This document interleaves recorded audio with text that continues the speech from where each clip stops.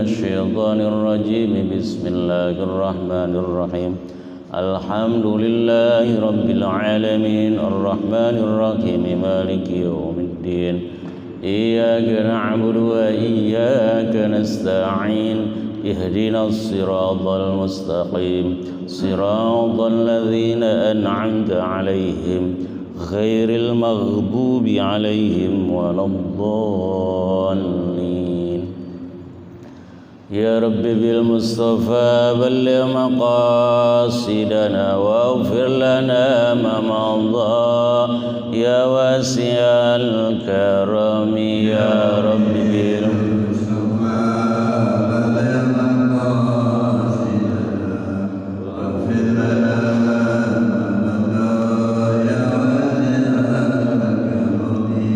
من تذكر ذيران بذي السلام ما ززت دم أنجرى من مقلة بدم يا رب بالمصطفى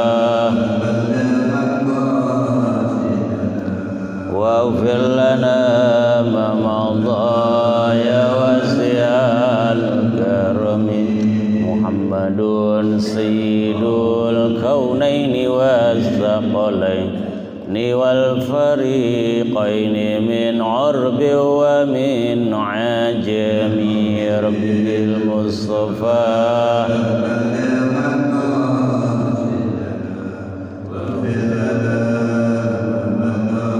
يا واسع الكرم اللهم صل وسلم وبارك عليه ربي زدني علما وارزقني فهما والحقني بالصالحين ربي زدني علما وارزقني فهما والحقني بالصالحين ربي زدني علما وارزقني فهما والحقني بالصالحين برحمتك يا أرحم الراحمين.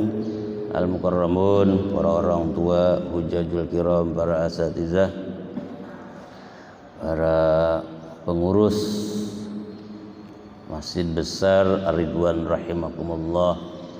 Alhamdulillah wa syukrulillah atas nikmat Allah subhanahu wa ta'ala, terutama nikmatul iman wal islam, sehat wal afiat. Kita usai melaksanakan ibadah salat subuh berjamaah, kita lanjutkan untuk mengaji bersama. Mudah-mudahan Allah subhanahu wa ta'ala menjadikan ilmu yang kita dapatkan ilmu yang bermanfaat, istiqomah dalam menjalankan perintah-perintahnya, meninggalkan larangan-larangannya, dan semoga kita semua wafat atau meninggal dunia dalam keadaan husnul khatimah. Salawat dan salam senantiasa tercurah untuk Nabi Muhammad SAW, keluarga, sahabat, dan juga para pengikutnya. Semoga kita semua mendapatkan syafaatul uzma pada hari kiamat nanti. Amin ya rabbal alamin. Hadirin jamaah kuliah subuh Masjid Besar Ar-Ridwan rahimakumullah, beberapa hari lalu telah kita laksanakan pelaksanaan ibadah salat Idul Adha yang dilanjutkan dengan penyembelihan binatang kurban. Tentunya dalam kesempatan ini insya Allah kita akan mencoba mengulas, melakukan murojaah terhadap ibadah penyembelihan binatang kurban dan dihubungkan dengan surah sebagai dalil dalam pelaksanaan ibadah sholat Idul Adha dan juga penyembelihan binatang kurban, dengan merujuk kepada tafsir Al-Wasit karya Al-Imam Al-Wahba Al-Zuhaili Beliau salah satu pelopor ataupun tokoh Ahlus Sunnah wal Jamaah di dunia internasional, khususnya di dunia Timur Tengah. Beliau berasal dari negeri Suriah.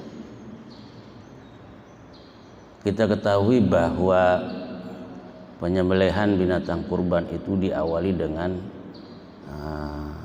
satu istilah yang sering kita sebut dengan hari tarwiyah. Apa itu tarwiyah? Tarwiyah itu terambil dari kalimat rawwa yurawwi, tarwiyah, yang artinya mempersiapkan air sebagai bekal untuk melaksanakan ibadah haji. Dinamakan hari tarwiyah menurut Al-Imam Fakhrur Razi di dalam kitab tafsirnya Mafatihul Ghaib.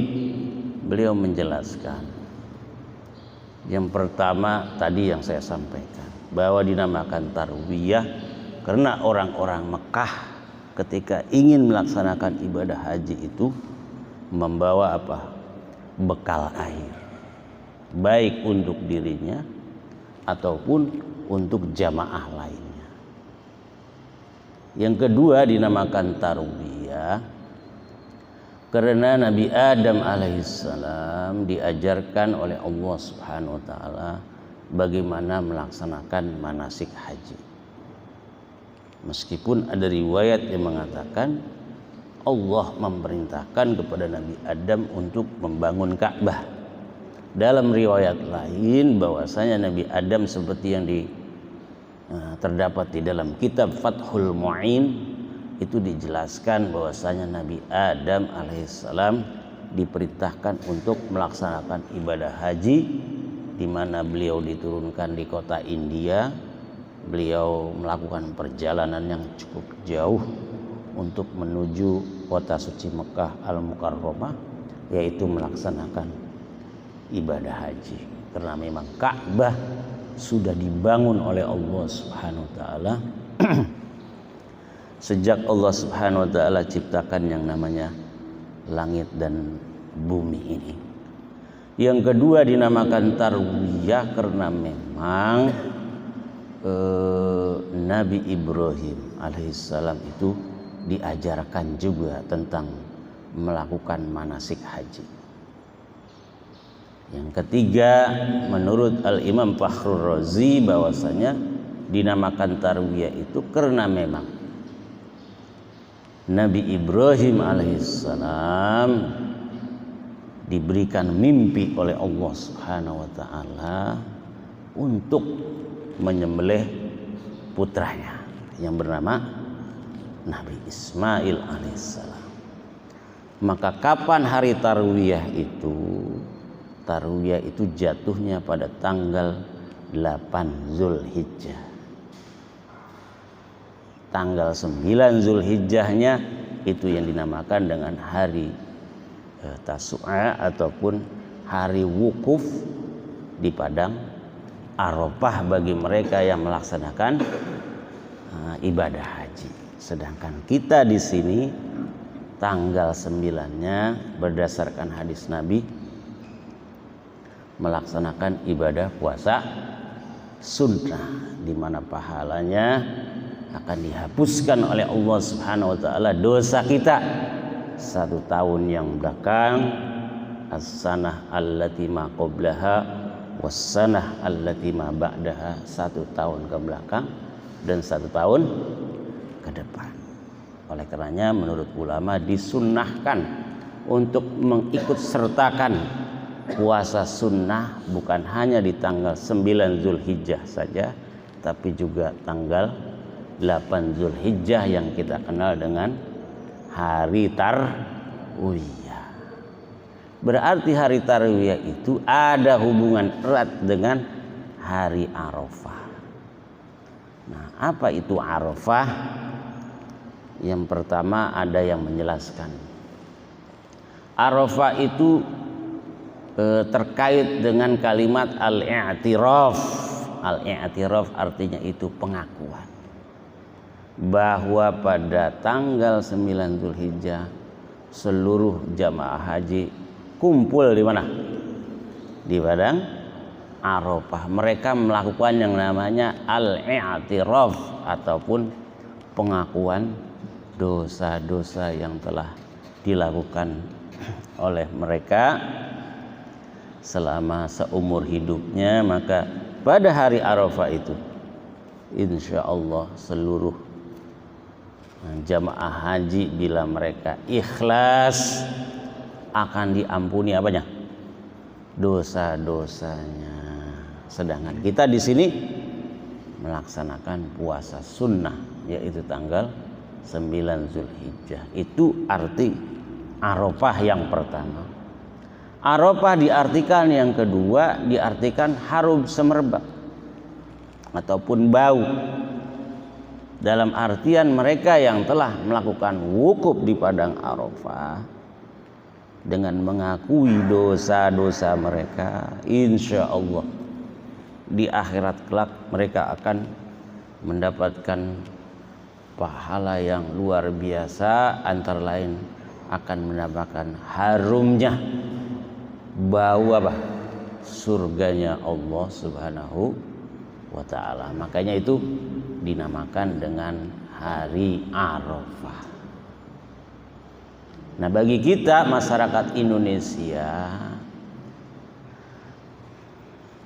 tentunya tanggal 10 Zulhijjahnya itu kita melaksanakan yang namanya sholat Idul Adha plus penyembelihan binatang kurban.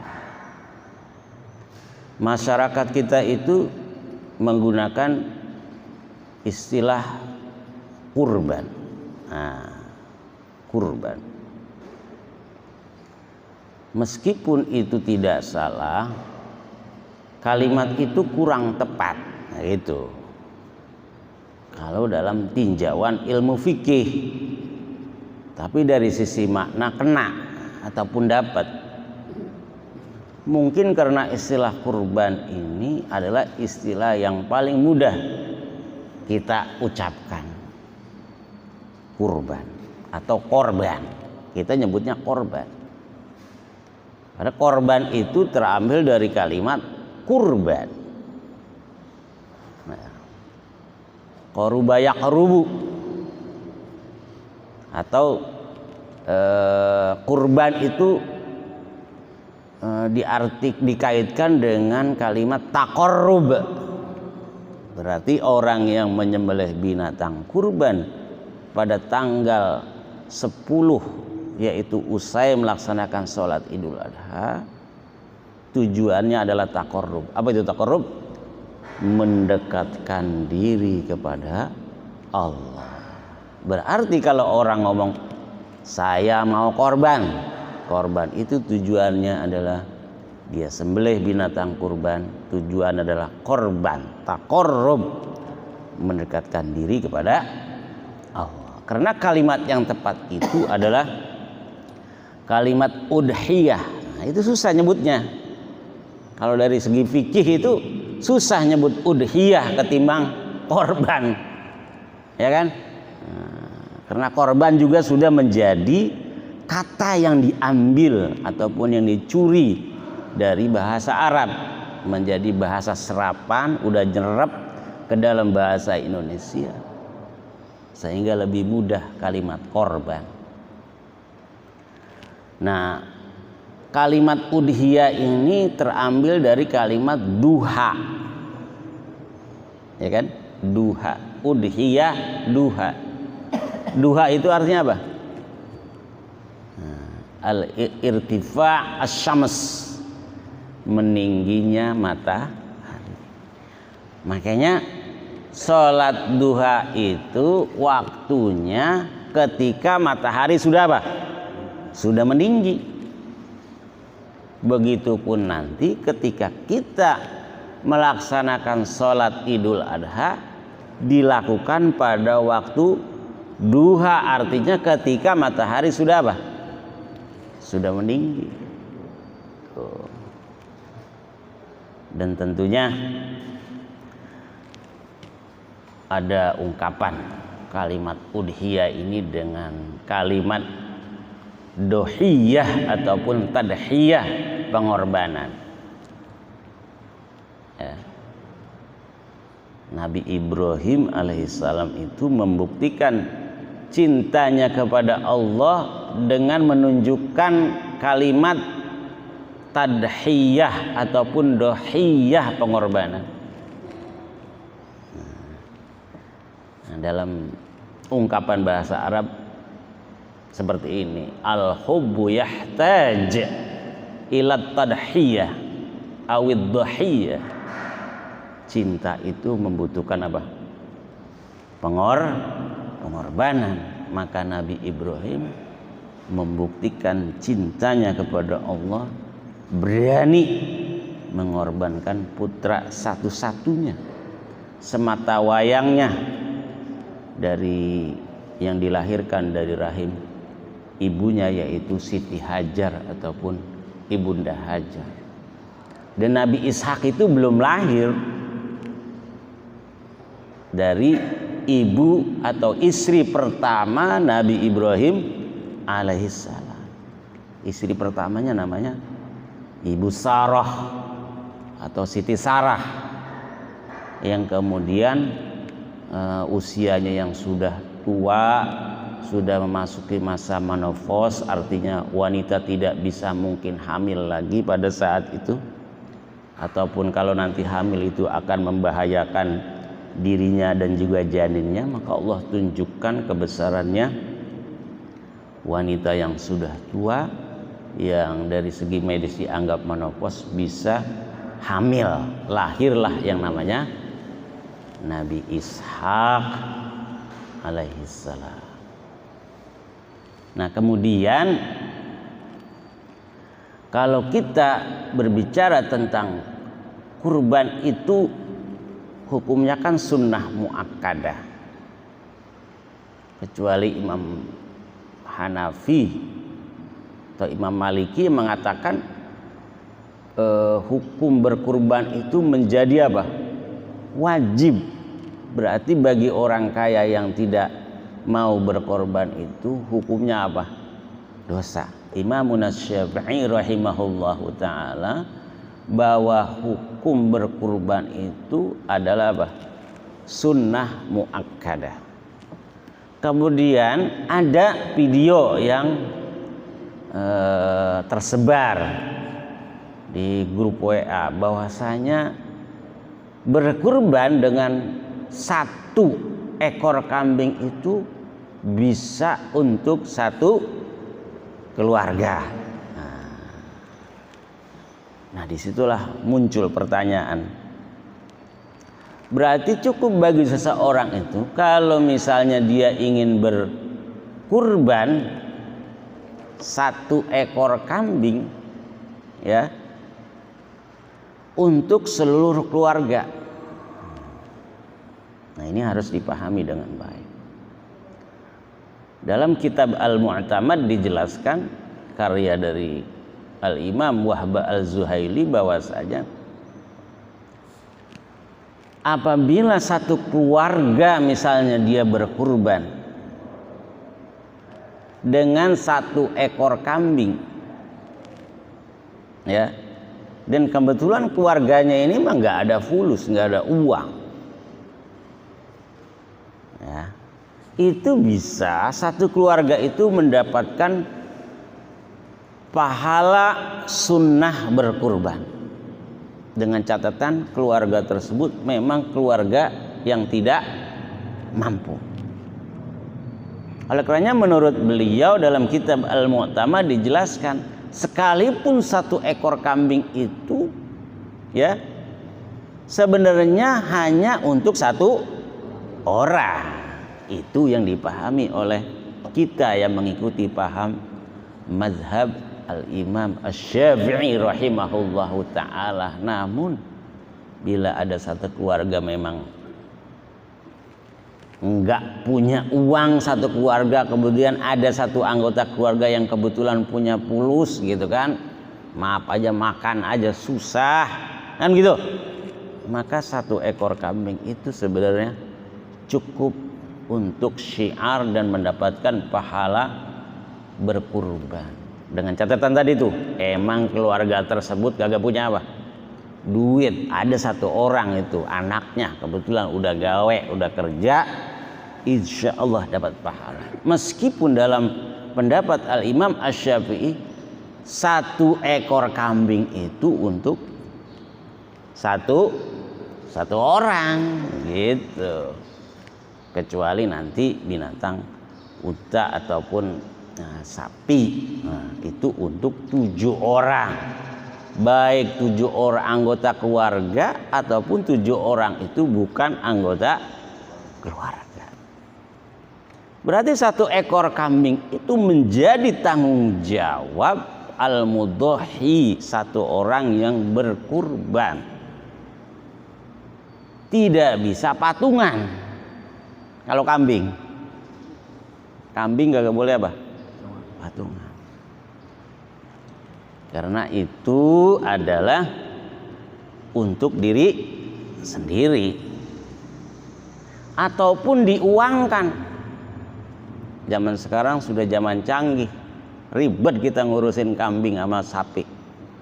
Gimana? Kambing ataupun sapi ini nggak usah kita beli untuk berkorban. Duitnya mentahnya ini udah kita bagi-bagiin aja sama fakir miskin. Dan itu tidak sah menggantikan penyembelihan binatang kurban dengan apa? Uang. Kasusnya berbeda dengan zakat fitrah. Zakat fitrah itu seharusnya memang menurut Imam Asy-Syafi'i rahimahullahu ta'ala itu harus dengan makanan pokok, tidak boleh diganti dengan uang. Tuh, itu menurut Imam Syafi'i seperti itu. Zakat fitrah itu tidak boleh pakai uang. Cuma kita itu melakukan yang namanya hilah ataupun berpindah dari satu mazhab ke mazhab lain, maka dibolehkan bagi seseorang untuk menguangkan zakat fitrah itu dengan senilai harga beras yang dikeluarkan saat zakat fitrah. Maka berbeda kasusnya dengan penyembelihan binatang kurban. Tidak ada satu imam pun yang mengatakan bahwasanya bagaimana kambing ataupun sapi kita uangkan kemudian uangnya itu apa? Kita bagi-bagiin, kan kagak ribet begitu. Nah, ini memang zaman sekarang pada begitu Pak orang cara berpikirnya, ya kan? Nah, selanjutnya yang perlu saya sampaikan di sini,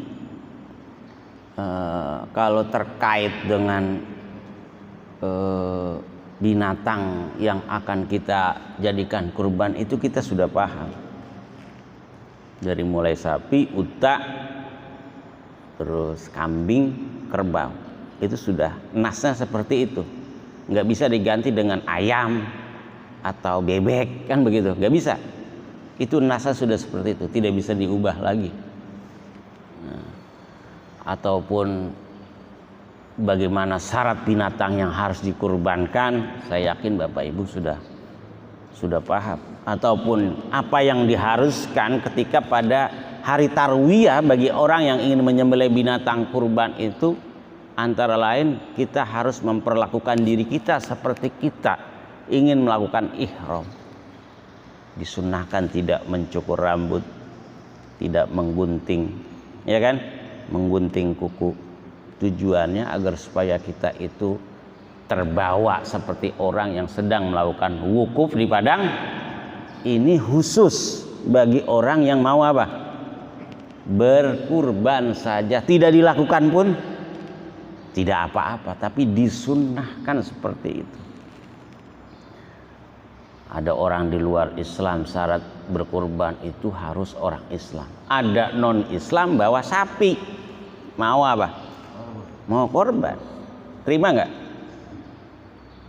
Ada orang non-Islam, Kristen, Buddha, Hindu, datang ke Ridwan bawa sapi, saya mau korban Pak, terima nggak?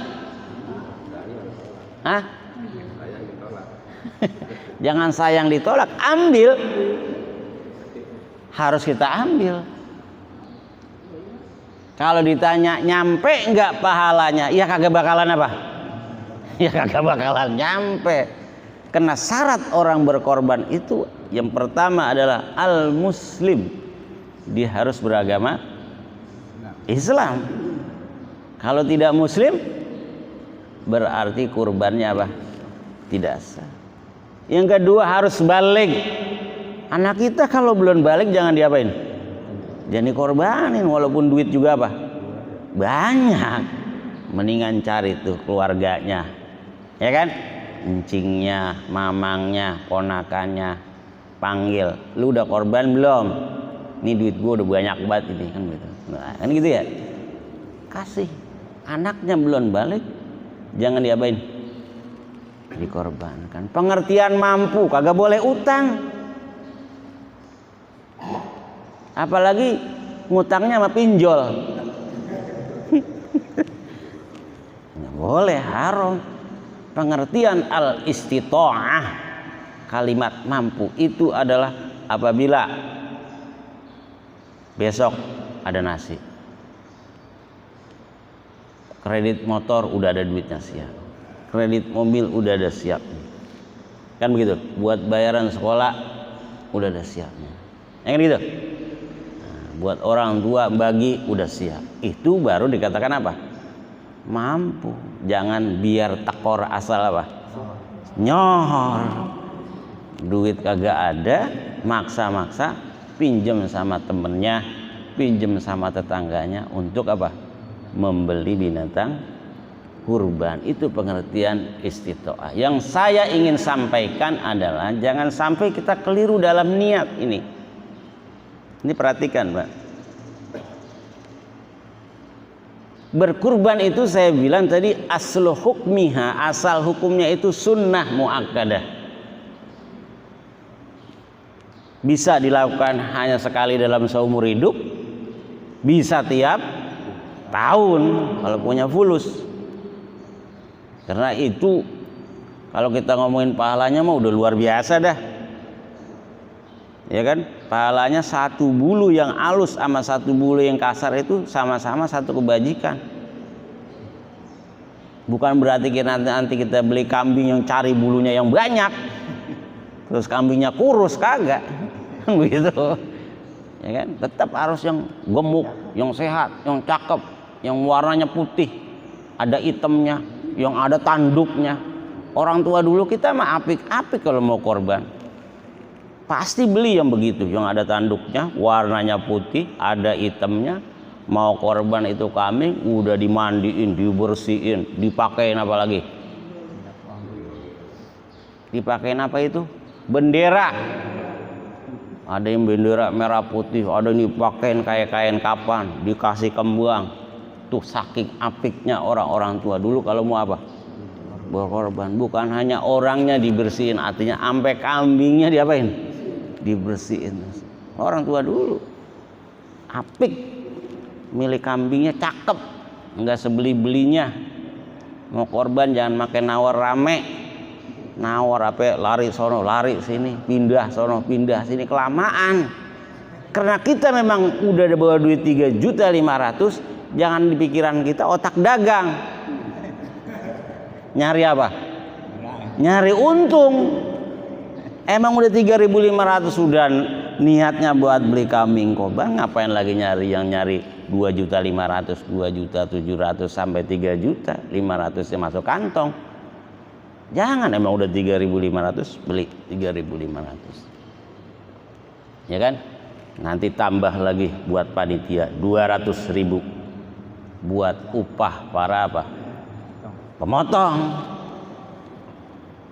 Niat yang pertama ini yang bisa menjadi wajib nih.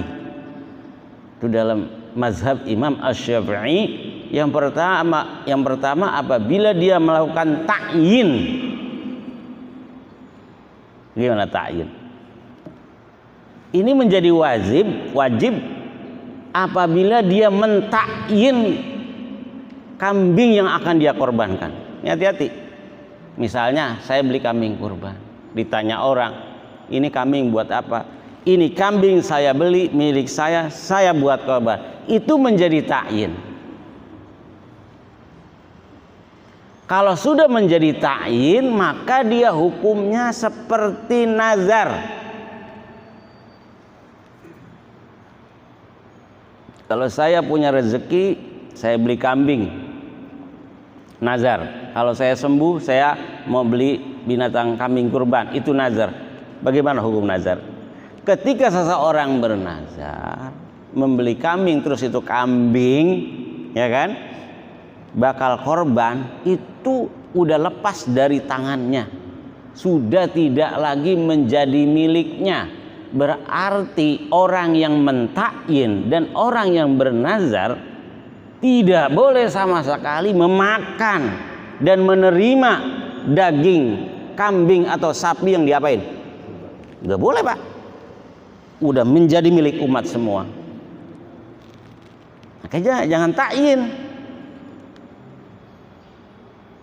Kan disunahkan bagi kita yang berkorban sulus sepertiga. Buat orang di luar sulus sepertiga, disimpan sepertiga. Banyak sebenarnya buat yang menerima kurban. Cuman abongan. Mentang-mentang dia korban, aneh paha dua-duanya ya. Depan belakang. Ini mah bukan korban, numpang motong namanya. Bener gak? Boleh gak mesen begitu? Boleh aja, cuman jangan sampai kebangetan. Kalau perlu nggak usah mesen, kalau kita udah mau ikhlas mah. Kecuali kalau dikasih silakan ambil. Kalau Anda minta kayaknya kurang resep gitu, karena memang niatnya apa? Korban. Boleh nggak? Boleh minta. Disunnahkan bagi orang yang berkurban itu memang boleh makan apanya?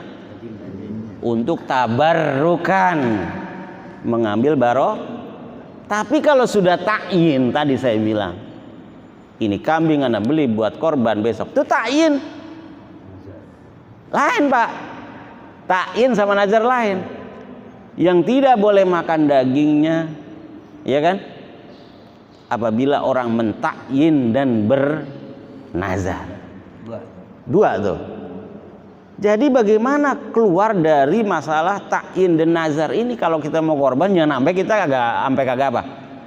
Sampai kagak makan gitu maksud saya gitu. Itu harus Pak tahu hukumnya. Maka menurut para ulama dijelaskan apabila kita menghindari dua ini, satu takyin, dua nazar, maka gunakan kalimat insya Allah. Insya Allah ini kambing buat kurban. Mati. Misalnya nih, mati. Wajib ganti nggak? Teman saya bilang insya Allah ini kambing buat korban. Mati itu kambing. Wajib ganti nggak? Nggak wajib ganti. Karena tadi saya cuma niatnya apa? Insya Allah. Tapi ketika saya takyin, ini saya udah takyin, saya udah nazarkan, mati dua-duanya. Wajib ganti. Takyin kayak nazar, wajib ganti. Bahkan kalau orang berkorban karena nazar, hari tasyrik sudah habis, ya kan? Hari selanjutnya yang keempat misalnya baru punya duit, itu nggak apa-apa untuk niat berkurban, sekalipun sudah keluar apa? Waktunya. Itu sama dengan mengkodok. Sholat subuh udah keluar jam 8 bang, jam 8 sholat subuh, ya gak baru bangun, ya kan? Sholat subuh jam 8 itu jatuhnya kodok, wajib diapain? Dilaksanakan, nggak makai nunggu nanti jam berapa. Itu yang namanya kodok, harus disegerakan, nggak boleh ditunda. Tapi tadi niatnya saya bilang itu kodok, jangan salah paham lagi ntar. Wah, Haji Sarip gimana ngajarinnya? Itu kodok gitu. Makanya hati-hati, kalimat takyin dan nazar ini harus diapain? Harus dihindari, ya. Nggak boleh makan dagingnya, nggak boleh memanfaatkan kulitnya. Jadi kulit, pala, kaki, ya, itu sunnahnya harus semuanya diapain? Dibagikan kepada orang yang berhak menerimanya. Tidak boleh itu kulit dijadikan upah. Nggak boleh dijadikan upah. Jadi penjagal itu harus diberikan upah dari uang yang berkorban. Bagaimana kulitnya segala macamnya itu dijual? Silakan dijual. Sebenarnya nggak boleh Pak dijual. Cuman karena memang sudah sulit diapain? Dimanfaatkan, nggak ada yang mau, terpaksa diapain? Terpaksa darurat ini. Sebenarnya nggak boleh dijual. Nggak boleh Pak dijual. Cuman kalau nggak dijual itu membusuk kulitnya yang sampai 20 kulit ekor sapi membusuk. Dijuallah darurat, maka uangnya dikembalikan kepada fakir miskin, bukan ke panitia. Dan juga bukan upahnya pemotong. Nah sekarang bagaimana kalau misalnya pemotong dikasih apa? Daging. Boleh, tapi akadnya jangan upah. Akadnya jangan ujroh. Akadnya jangan ujroh. Akadnya jangan ujroh, jangan ongkos atau upah. Akadnya itu hadiah, kurban. Karena memang pas kebetulan ini penyembelihnya orang miskin. Kalau dia orang kaya, kalau niatnya mau upah, siapkan uangnya. Susah kan jadinya belibet-libet, nyampur-nyampur antara ongkos dan hadiah dan upah kan. Makanya untuk keluar dari persoalan ini lebih baik orang-orang yang berkurban hendaknya dia menyiapkan apa? Menyiapkan uang untuk upah bagi penyembelih binatang kurban. Yang perlu saya sampaikan juga, semoga cukup waktunya beberapa menit ke depan, bahwa dasar hukum dari berkurban ini kan suratnya sangat pendek. Itu surahnya surah yang ke-108. Jumlah ayatnya itu ada 3 ayat. Yaitu surah apa? Surah Al-Kautsar. Inna a'tainakal kautsar fasalli lirabb. Jangan fasalli lirabb. Salah. Sudah paham kita semua. Fasalli lirabbika wanhar. Inna syani'aka huwal abtar. Nah surah Al-Kautsar ini dan juga surah Wadduha, yang ketiga surah Al-Insyirah atau Alam Nasrah, ini 3 surat yang menjelaskan tentang nikmat yang diberikan oleh Allah Subhanahu wa taala kepada Nabi Muhammad sallallahu alaihi wasallam. Kalau di Al-Insyirah itu tentang nikmat yang diberikan oleh Allah kepada Nabi Muhammad.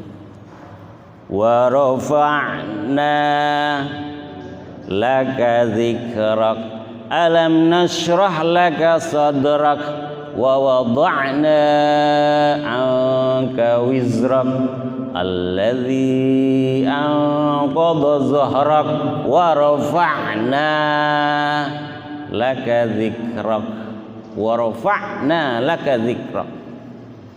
Itu nikmat dari Allah untuk kanjeng Nabi Muhammad sallallahu alaihi wasallam. Wa rafa'na laka dzikrak, kami angkat namamu setinggi-tingginya. Makanya Nabi Adam ketika ingin menyentuh istrinya Ibu Hawa, maka ditegur oleh Allah, apa mas kawin kamu? Main pegang-pegang aja. Mas kawinku adalah Allahumma salli ala Muhammad, itu adalah mas kawin. Allah tanya, kok ente menyebut Muhammad, tahu dari mana? Bagaimana aku tidak tahu? Di tiang-tiang aras itu tertulis nama Muhammadur Rasulullah. Nabi Muhammad belum lahir.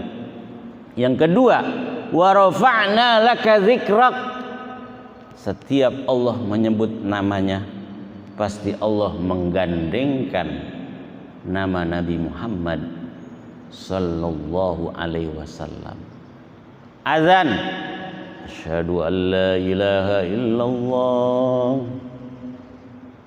asyhadu anna Muhammadar Rasulullah, asyhadu anna Muhammadar Rasulullah. Gandeng. Qomat, semuanya digandeng. Lagi salat, Allahumma sholli ala. Coba-coba kita sholat 5 waktu nggak baca selawat, sah nggak bakalan sah. Bahkan lupa membaca wa ala ali Muhammad disunnahkan untuk melakukan sujud sahwi. Jadi itu nikmat dari Allah yang diberikan di dalam surah Al-Insyirah. Begitu juga di dalam surah Ad-Duha, termasuk surah Al-Kautsar ini. Al-Kautsar itu artinya apa? Satu, kebaikan yang melimpah.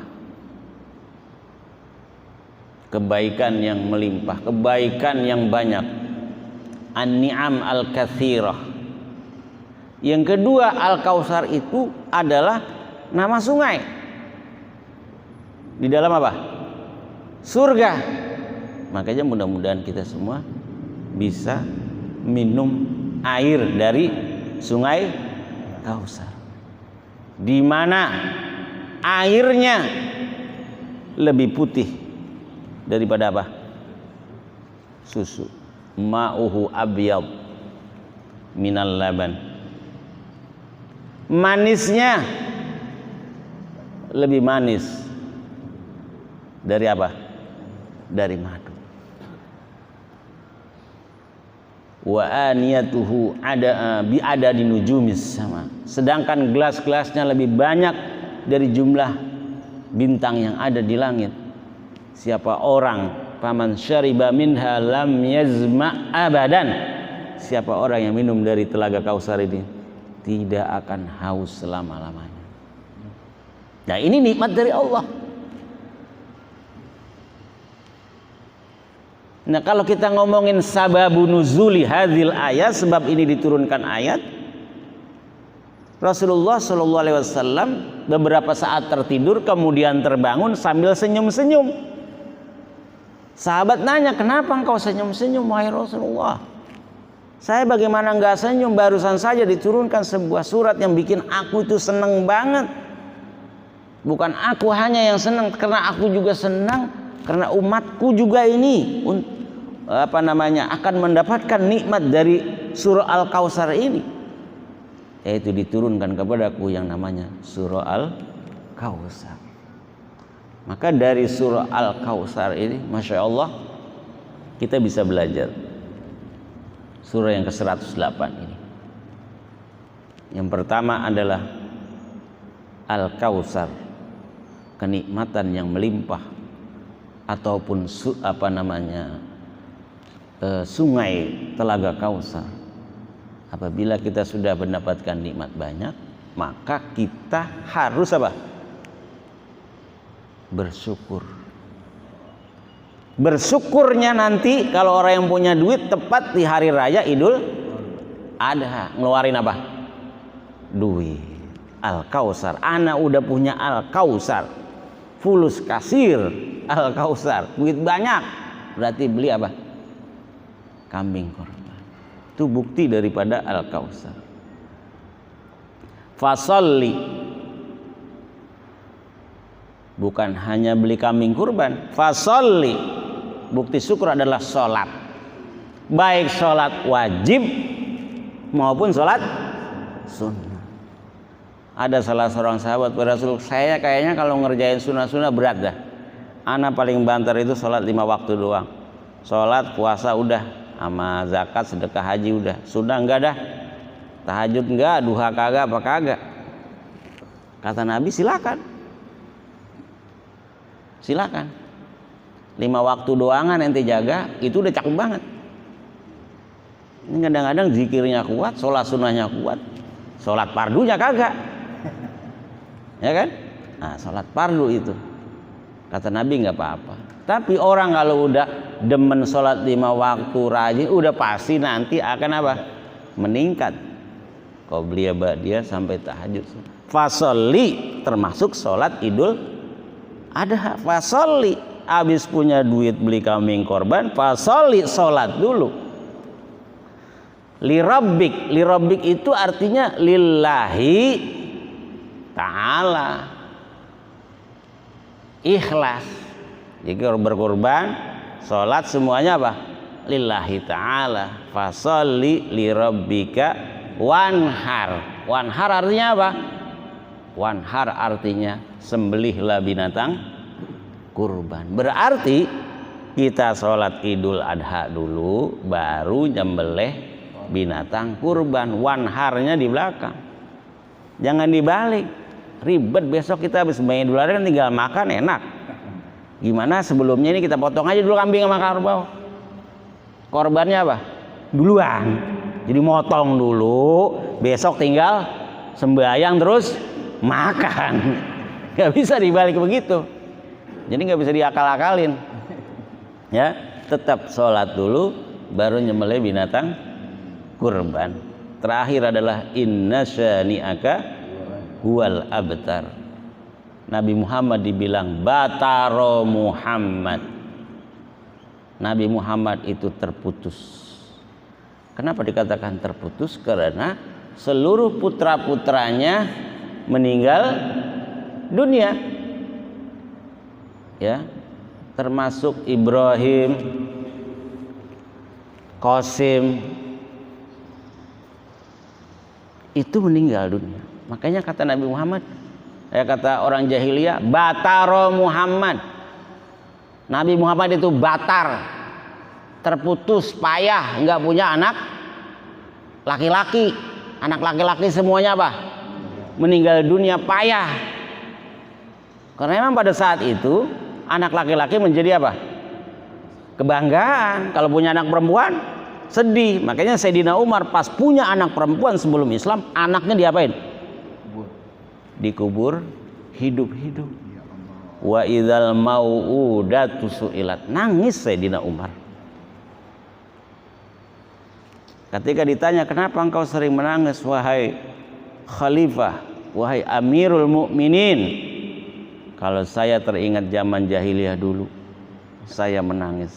Bagaimana enggak menangis? Saya punya anak perempuan, baik, hidup, saya apa? Saya kubur.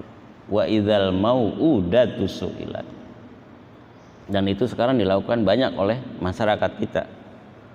Menggugurkan kandungan. Atau ketika lahir, karena bukan hubungan suami istri, akhirnya diapain? Dibunuh, dibuang, dipaksa untuk keluar sehingga itu mati. Wa idzal mau'udatu su'ilat. Kenapa diwafatkan putra-putra Nabi? Tujuannya adalah Allah ingin menghancurkan pemahaman masyarakat jahiliyah bahwa anak laki-laki adalah segala-galanya. Dihancurkan oleh Allah. Ternyata anak perempuan itu, kata Nabi, siapa orang yang punya anak perempuan 3 orang, dipelihara, dididik, jadi anak solihah, Masya Allah, di hari kiamat nanti 3 anak perempuan itu menjadi saksi dan dia masuk ke dalam surga. Tuh anak perempuan. Makanya di dalam Al-Quran diangkatlah itu nama wanita, surah An-Nisa. Allah angkat yang namanya Siti Aisyah, dinikahi oleh Rasul karena Aisyah itu pandai, dan seterusnya.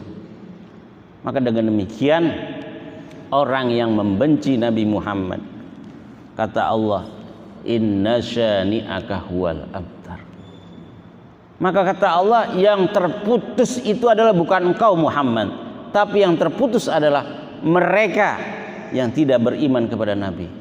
Mereka yang membangga-banggakan anak laki-laki, ya kan begitu. Dan mereka mengubur anak perempuan hidup-hidup. Yang terputus dari rahmat Allah adalah mereka, bukan engkau. Justru engkau adalah orang yang mengangkat derajat perempuan.